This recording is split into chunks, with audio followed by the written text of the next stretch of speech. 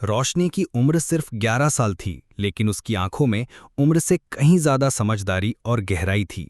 वो उत्तर प्रदेश के एक छोटे से गांव बेलपुर की रहने वाली थी। उसका नाम तो रोशनी था, मगर उसकी जिंदगी में उजाला कम और अंधेरा ज्यादा था।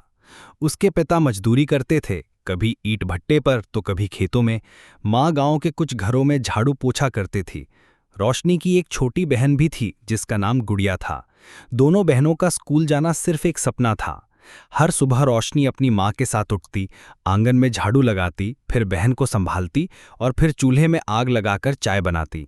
उसकी माँ कहती, बेटी पढ़ाई का क्या करेगी, औरत की तो किस्मत रसोई तक ही होती है।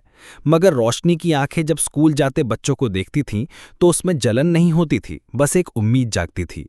उसने कभी स्कूल की किताब को छुआ नहीं था, लेकिन वो जब भी सड़क के किनारे एक सरकारी स्कूल की दीवार पर लिखे विद्यालय चलो अभियान को पढ़ती तो उसका दिल करता वो दौड़ जाए और उस दरवाजे से अंदर घुस जाए।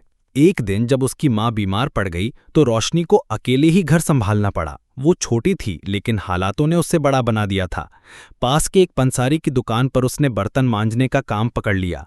दुकानदार ने पहले मना किया, तू बच्ची है कैसे काम करेगी, मगर जब रोशनी ने उसके पैरों पर गिरकर कहा, अंकल मुझे बस अपनी माँ के लिए दवाई लानी है, तो दुकानदार का दिल पिघल गया। हर शाम दुकान बंद होने के बाद दुकानदार की बेटी सीमा अपनी स्कूल की किताबें लेकर बैठती थी। रोशनी चुपचाप एक कोने में बैठ जाती और उसे पढ़ते हुए देखती रहती। एक दिन सीमा ने पूछा, तू पढ़ना चाहती है? रोशनी ने सिर हिलाया। सीमा मुस्कुराई, चल आज से मैं तुझे पढ़ाऊंगी। उस दिन पहली बार रोशनी ने किसी किताब को हाथ लगाया था। उसे अ से अनार और आ से आम पढ़ाया गया, मगर उसके लिए वो शब्द सिर्फ शब्द नहीं थे, वो उसके लिए वो रास्ता थे जो उसे उस जिंदगी से निकाल सकते थे जहां उसके सपने दम तोड़ चुके थे। रोशनी की ये गुप्त शिक्षा हर रात होती थी। दुकान बंद होने के बाद वो धीरे धीरे हिंदी पढ़ने लगी, फिर जोड़ने लगी वाक्य, फिर गिनती और गुना भाग। दुकानदार ने देखा कि ये बच्ची मेहनती है और कुछ कर सकती है, तो उसने रोशनी की माँ से बात की और उसका दाखिला पास के सरकारी स्कूल में करवा दिया। जब रोशनी को पहली बार यूनिफॉर्म मिली तो वो उसे पहनकर आईने के सामने देर तक खड़ी रही। उसके चेहरे पर गर्व था, जैसे उसने कोई जंग जीत ली हो। पहले दिन स्कूल में बैठते समय वो थोड़ी डर रही थी, लेकिन जब शिक्षक ने उसे पूछा, बेटा क्या नाम है तुम्हारा, और उसने पूरे आत्मविश्वास से कहा रोशनी, तो पूरी क्लास में ताली बजाई। शायद पहली बार किसी ने उसके नाम को सच में रोशनी की तरह देखा था। समय बीतता गया। रोशनी दिन में स्कूल जाती और शाम को फिर से काम करती। किताबें अब उसकी दोस्त बन चुकी थीं। क्लास में उसका नाम अब अव्वल छात्रों में आने लगा था। लेकिन किस्मत इतनी जल्दी पूरा साथ नहीं देती। एक दिन उसके पिता को काम से लौटते समय दुर्घटना हो गई। उनकी कमर में गहरी चोट आई और अब वो मजदूरी करने के लायक नहीं रहे। घर की हालत फिर से बिगड़ने लगी। माँ भी बीमार रहती थी, छोटी बहन को भी संभालना होता था। रोशनी के सामने अब दो रास्ते थे, या तो पढ़ाई छोड़कर पूरी तरह काम में लग जाए या फिर डट कर दोनों चीज़ों को संभालें। उसने दूसरा रास्ता चुना। अब वो सुबह 4 बजे उठती, दूध बांटती, फिर स्कूल जाती, लौटकर बहन को पढ़ाती और रात में काम करती। एक दिन स्कूल में एक प्रतियोगिता हुई, मेरे सपने विषय पर भाषण प्रतियोगिता।